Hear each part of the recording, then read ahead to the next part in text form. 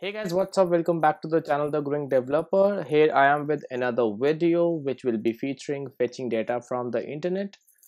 In this video, we're gonna learn how we can get data from the internet. We have the APIs, how we can parse different formats of data like string data, a JSON data, a list data, and how we can handle those data and extract the valuable information from the API response. So as you can see that this is a demo application that I've made just using the data, just using the API that we have. And without causing any delay, let's start this video. The Growing Developer.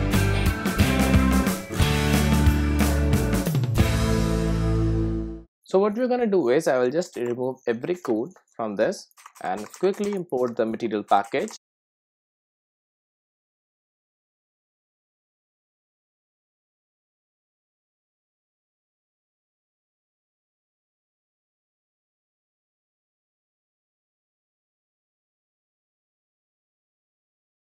So for the structure part, I've just created a scaffold with an app bar, that says fetch data from the internet. And next thing, first thing first, you need to understand some of the terminologies that I'll be using when I'll be calling the API. First thing is the API URL. It will be the URL from where we'll get the response. Second thing, whatever you see on the browser window, it will not be a direct data structure. You will get it as a string, so we need to parse that as well. We'll look into how we can parse everything. And the response codes, there are many response codes that you can tackle. Some of them are 200, 500 and 404. 404 for error not found, 200 for the completion of the request, and I guess 500 or 400 is for the server internal server error. So you can always learn about those codes. I will also write the blog about that on my website. Oh yeah, we have the website, so let's see from where we can get the APIs, right? So open up your browser and go to thegrowingdeveloper.org. Yes, it is .org, not .com. I couldn't get the domain .com because it was already registered by someone.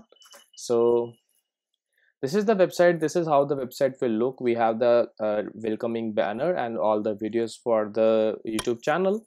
And then we have some programming tutorials and articles where I write about Angular articles. I write about Flutter as well as some miscellaneous articles.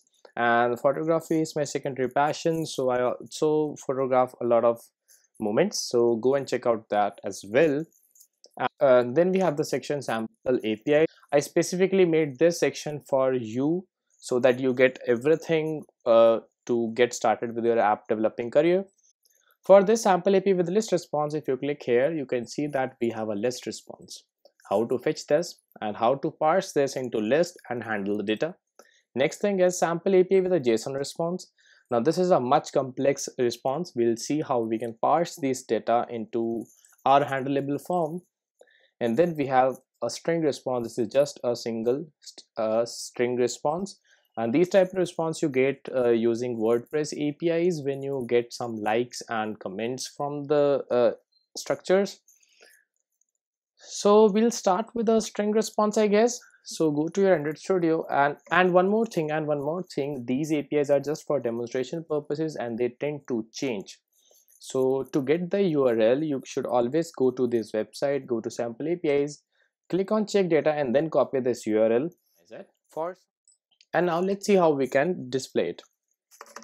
So let's quickly make a body, and inside that I'll use a text widget.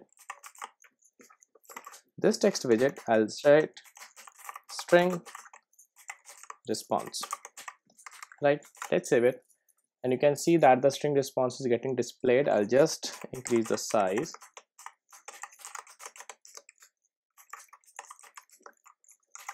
Yes, it's visible now, right? So we have to display the value here. So I'll just quickly make a variable, name it as string response, and we will populate this variable with the value that we get from the internet. Now to make request to internet, we have a package. Go to your pubspec.yaml and add this line http:. Let's quickly import this http package. Now one thing, we have to name this package as HTTP. Why I'm using this names? Because because many methods in this package can conflict with the existing methods in our Dart library. So that's why we use this name. Now this package can be referred with this HTTP name anywhere in this file, right? So what we'll do is, let's create a method. The return type would be a future. I'll explain this, don't worry. Fetch data, and then let's see. Now after this fetch data, I'm using a async keyword. Why I'm using a async keyword? Async means an asynchronous execution. That means the whole of the UI will not wait for this function to execute. This function can execute along with building of the UI, so nothing gets blocked. Now we'll write http dot get, and let's paste the URL as a string format. So this is the URL that you can use to get the HTTP request and response. Now we requested the server to get some response, but we didn't cache the response. To cache the response, we need to have some kind of variable to store the response. So it would be http.response type. Once again, HTTP is the name of the package and response is the actual data type for that. So we'll write response, right? And after that, just wait and watch here. If I write response equals to http.get, you get the error. Why? Because this response will not be immediately populated with the values. This will take some time, as fetching from the internet can take some time depending on the size of the data we are downloading. So for that, we use the word await. What does this await means? Wait for this method, wait for this get method to get some response. Once this method will get the response, it will automatically populate it inside this response variable. Now what to do after getting the response? If you see response dot, we have many properties like body bytes, content length, status code. So we have to check for everything. So we'll write if response dot code status code equal to 200. That is if our API call was successful. If it is successful, then we'll set state and write string response equals to response. Now this is an object of type response. We'll write dot body. Whatever content that is being displayed on the browser, is inside the body. So it will be response dot body. Done. So if you open this, whatever is getting displayed here is the content, is the body of the response. So that's why we should always use response.body to get the response, not only the response here. So instead of this string response, I'll pass the value of this variable. Done. Now I'll use the toString method. Why? Because initially this string response will be null and you cannot pass any null values to text widget, so it will throw some error. That's why I'm choosing to convert it into string. So even if it is null, only null will be printed. Let's restart this application and see what happens. And you can see that null is getting printed, but there is no update of data. Why? And now this is some silly mistake that I personally do a lot of time. That is, I forget to call this method. To call this method, you have to declare your init state, and inside this init state, call the method. Most of the API calls are done inside the init state method. Yes, you can always use future builders, stream builders, and what all stuff for this. But right now, for the basic stuff, I'm using the init state for this. Now let's restart this application. So once I restart this application, it was null initially and then it got updated with this is example API data that was displayed on our browser page. So this was a pretty simple pretty simple data. We directly initialized the string response with the response.body. Now what if we get some kind of list with this? So let's move on to this sample API with the list response. Let's check data and you can see that we have a list of strings. First string is the next is growing. You can see that this is a list of data. So we'll just copy this URL, and instead of this, we'll paste this. Now you should always know the type of data that you're getting in return. See, this is not giving any error, right? Why? Because response.body is actually a string. It will always be returning a string. Now you can see that this is a list here, but eventually when you get the response, you get it as a string. So you need to parse it. You need to convert it into a list to handle it like a list. So for that, I'll make a list, name it as list response, and instead of the string response, I'll write list response. Now you can see an error. Why? This response.body is a type of string and this is a type of list. For that, we need to import a package, which is convert package from that. Now it has all the decoding and encoding methods that you can use. So I'll write JSON.decode. Now this list also comes under the JSON only, JavaScript object notation. So just paste it and you can see the error is now gone. Now instead of the string response, I'll write list response to string and restart this application. And initially it was null, and then you can see that we have the list. Now to handle the list, what you can do is list of 2, list of 3. List of 2 will give you the developer. So let's restart this application and see what happens.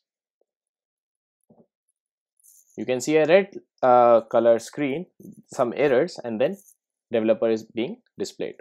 Why did you got the red screen? Let's see the error.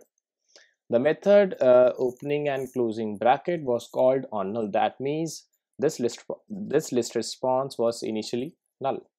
So how to handle this? Before this, you can always write list response equal null. That is, if our list response is null, then we'll just simply display a container. An empty container is nothing, a void space. It will not take up any space. If it is not null, then only display the text. Let's restart this application once again. And now you can see that there were no errors. Right, done. Hope you're able to understand this. Now is the time to build our own application and handle some complex stuff. Let's move on to our website. And then we have sample APIs, sample API with JSON response. Check data, copy the URL. Always copy the URL by clicking the check data, because again I'm telling, for some days these URLs might change. So always go to the website and get this URL, right? Now next thing, we have copied the URL. Let's minimize it and understand how we can do this. Now instead of this, I'll paste the URL that I just copied, and you tell me what kind of result it would be. Let's see this. You can see that we have the curly braces here. Now these curly braces means that it is a JSON object. That means it is of type map. So to handle this, we need to have a map response variable. Right? We have the map response variable, and instead of this, I'll write map response. Everything is same. We have the URL. We are checking the response code, and then we are setting that map response equals to JSON.decode. Now JSON.decode will automatically decode the object and change it to map here. Okay. Now next thing, how to handle this map, how to get the values, how to extract the values that we need from this map. Now this is the structure that you normally get from every APIs actually. So how to get this? First of all, for this category, I want to show which category we are following right now. To get what is inside category, we can use the category key. Understand this. Inside these curly braces, first curly brace and the last curly brace, we have 1, 2, and 3 values. First one is ID, second is category, and third is facts. This category is having a string response, right? Now this fact is having a list as a value. To get this list, we can use the facts property. To get this string, we can use the category property. I'll show you right now. So instead of this list response, I'll write map response. If the map response is null, then show the container. Otherwise, what to show? Map response. And in map response, instead of this 2, I'll write category. That is, from this map, display the value which is falling under category key. These are the key and these are the way to, these are the keys and these are your treasures. You can say like that. To access these treasures, you can use these keys. This is also known as key value pairs. So let's see if it works or not. So let's restart this application and see what happens. And you can see that this is being displayed. That is, whatever is the value of this category is getting displayed here. So let's move and make our own application with this. So I'll wrap this text with the column, and after this I'll use listview.builder. Listview.builder. Why am I using this listview builder? Because right now the facts is having only 4 values, but as the time proceeds, I might change the number of facts, I might add the number of facts. So when you don't know what is the exact size of this list, you should always use listview.builder because it automatically handles the length of the list. So how to get this list? First of all, how to get this list of facts? From the value facts. So how to do this? So after this map response, so I'll just declare another list, name it as list of facts, right? And as soon as I get this map response, I'll write list of facts equals to map response. Whatever I get the response, whatever is inside our map, get the value of facts. And you can see that when you see this response, the facts is holding a list. So from this facts as a key, you will get a list, and this list is stored in our fact list. Right? Now this list is again having 4 maps. So if I write list of, so let me just change it like this. Okay, so now understand this. Wait a minute. Yes. So now understand this. Inside this list, I have a map.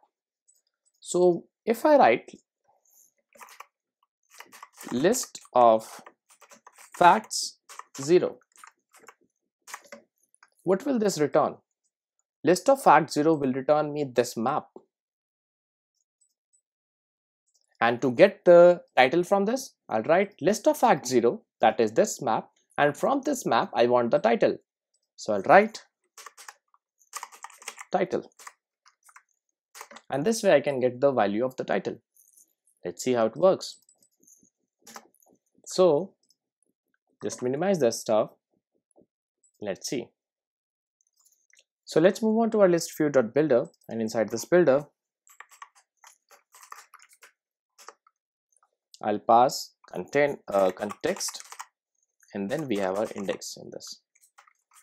Now this will return some kind of widget. Right now I'm returning a container. So it is, yes. Now this is a container being replaced. Now this index will automatically go from 0 to whatever length you give. You should always give some length to listview.builder. So right now it is having an item count property. Now understand this. Initially, what will be the value of list of facts? The list of facts initially will be null when the request is not made. When the request is complete and then the list of facts is populated, then only we want the listview.builder to be shown. So we'll write list of facts equal null. That is, if the list of facts is null, question mark, if this is true, then null. That is, item count should be 0. I don't want to show any of the items. Otherwise, if it is not null, it should be the length of list of facts. Right, got it? That's how you can manage the dynamic length of the API calls. Now let's see how we can display this. Inside this container, as a child, what I'm going to do is I'll write a column once again, and as children, first thing would be image.network. And from where will you get the image URL? If you see the API, you can see that you can get the URL from this list of facts. So we'll write the list of facts, the index value. From this index value, you will get the map, and from this map, you want the image URL. Similarly, you want the title and the description. So we'll write list of facts of index. Now this index will vary from 0 to 10th. After this index, I'll write image URL, and let's save this and see what happens. If we save it, you get some kind of errors. Now this was intentional. I wanted to show you what you can do with this. And one of the common errors that we normally do is that vertical viewport was given unbounded height. This column expands, this column expands vertically, and inside a vertically expanding widget, you are declaring another widget which expands vertically. So for that, you need to specify something. So inside this shrink wrap, inside this list_view.builder, the shrink wrap property is set to be true. That is, it will shrink to the size that it can hold, so that it is giving some bounded height. Now let's save this and see what happens. And you can see that we have the title. Now let's restart this application. Okay, now you can see that we have the title, but the images are not shown. Why? Because we have not restarted this application yet, and this list is not yet populated. So let's restart this application and see if it works or not. If you restart this application, you can see that the images are being displayed. But now another error. A render flex overflowed by 174. How to handle this error? This is now you are getting this error because we have used column for these, and the column is by default not scrollable. To make anything scrollable, you have to wrap this with a single child scroll view widget. Right? Let's save it, and you can see that the error is gone. Now these facts are separately scrollable, and this column is also scrollable. So we don't want this type of behavior in our application. So what I'm going to do is, inside this second list_view.builder, I'll pass the physics as never scrollable scroll physics. That means I'm not making, and I don't want this list view to scroll. So this is not scrollable, and the complete screen is now scrollable. Hope you're able to understand this. After this, I'll just copy this text from here and paste it. Now instead of this map response, it will be list of facts and the index value, of course. And after that, to get the title, we have our title, right? Font size would be 24, and let's add some kind of weight to it. I'll just fold it out. Let's save it. Okay, we got some kind of error, so we need to have one more brace, and let's save it. And now you can see that we got the title. Let's see the API. In the same manner how you get this image URL, you can get the title as well. Now below this title, I'll just copy this, paste it here, and instead of title, I'll write description, and I don't want any font weight to it. Size should be 18. Let's save it, and you can see that we also have the description here. So we'll quickly add some margins to this. So inside this container, I'll give it a margin of 10 pixels from all the sides. Let's save it, and you can see that it is now beautifully aligned. So that's how you can make an application and fetch the data from the internet, and how you can extract the valuable information out of it. So any kind of data, any kind of structure, you will be able to parse it in the same way that I'm doing. Just ensure how you're seeing the data. So yes, that's all for this video. Hope you like this video, hope you enjoy this video. Go and check out the website. I constantly write blogs there, so it will be useful to you. And how you feel about this video, how you feel about the website, do write it in the comments. And that's all for this video. Hope you like this video, hope you enjoy this video. Goodbye, have a nice day, stay safe.